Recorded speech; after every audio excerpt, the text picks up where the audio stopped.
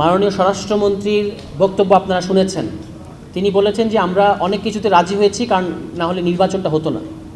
তো তারা মনে করছেন যে এটা একটা দলের বা একটা সরকারের অফিসিয়াল পজিশন হতে পারে, এটা তারা মনে করছেন, এবং এটা তিনি বলেছেন এবং পুরো ট্রেজারি বেঞ্চ এটাকে টেবিল চাপড়ে কিন্তু স্বাগত জানিয়েছে।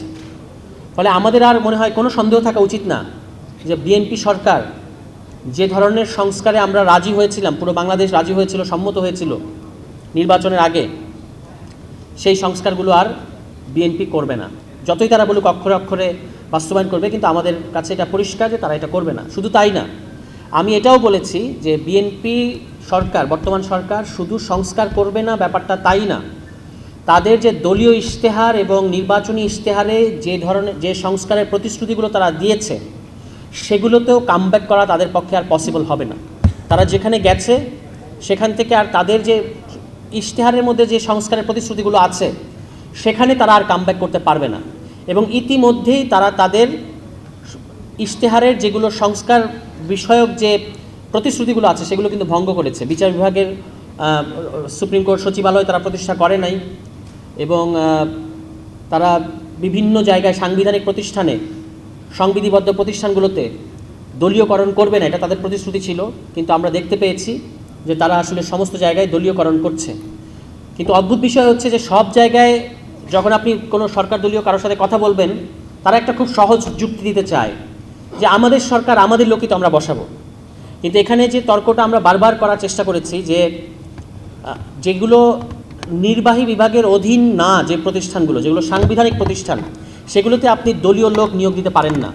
কিন্তু এই সামান্য যুক্তিটা, এই বেসিক কথাটা তারা বুঝতে পারে না। কিন্তু অদ্ভুত একটা ব্যাপার এখানে আছে, আপনারা নিশ্চয়ই খেয়াল করছেন যে সব জায়গায় নিজেদের লোক বসালেও তাদের একটা রাষ্ট্রপতি বানানোর মতো রাষ্ট্রপতি পাওয়া যাচ্ছে না।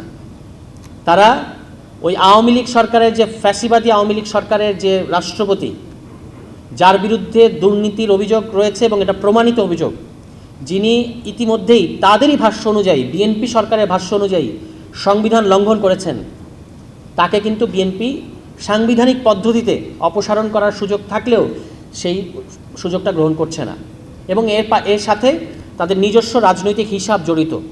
অর্থাৎ তারা হিসাব করেছে যে কখন রাষ্ট্রপতিকে সরালে আগামী নির্বাচনের সময়ে তাদের একজন রাষ্ট্রপতি থাকবে, এই হিসাব বা এই গণিত বিএনপি সরকার করে ফেলেছে। ফলে আমাদের সংস্কারের প্রধান যে তিনটা উদ্দেশ্য ছিল, 1 নম্বর উদ্দেশ্য, ক্ষমতা হস্তান্তরের সময় একটা শান্তিপূর্ণ পদ্ধতিতে ক্ষমতা হস্তান্তরের একটা ফর্মুলা আমরা কিন্তু জাতীয় নাগরিক পার্টির পক্ষ থেকে, সংস্কার বাস্তবায়ন কমিটির পক্ষ থেকে একটা শান্তিপূর্ণ ফর্মুলা জাতীয় ঐকমত্য কমিশনকে দিয়েছিলাম, যে কিভাবে এই যে বারবার বাংলাদেশে ক্ষমতা হস্তান্তরের মুহূর্তে সমস্যাগুলো তৈরি হয় এবং দেশে একটা সংঘাতের রাজনীতি সামনে চলে আসে, এটা থেকে মুক্তি পাওয়ার রাস্তা কি, আমাদের কাছে যেটা বিবেচনা মনে হয়েছে আমরা সেটা দিয়েছি। কিন্তু সেটা পুরোপুরি গ্রহণ করা হয় নাই।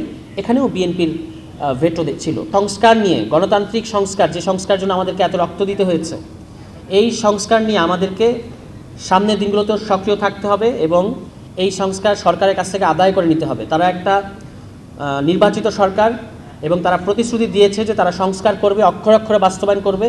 ফলে আমাদেরকেও অক্ষরে অক্ষরে তারা যেন বাস্তবায়ন করে সেটা আদায় করে নিতে হবে। ইতিমধ্যেই যে সমস্ত প্রতিশ্রুতি তারা ভঙ্গ করেছে, সেগুলো কিভাবে আমাদের সংকটকে আরও ঘনীভূত করবে, এটা সামনের দিনে আরও পরিষ্কার হবে। ফলে আমাদের কাজ হচ্ছে রাজনৈতিকভাবে আমাদের যে কর্তব্য, এই সংস্কারগুলোর জন্য সরব থাকা। এবং জাতীয় নাগরিক পার্টি নতুন দল হলেও বাংলাদেশে এই সংস্কার সংক্রান্ত সমস্ত আলোচনা এবং রাজনৈতিক কর্মসূচির একেবারে কেন্দ্রবিন্দুতে অবস্থান করছে বা করবে সামনের দিনেও।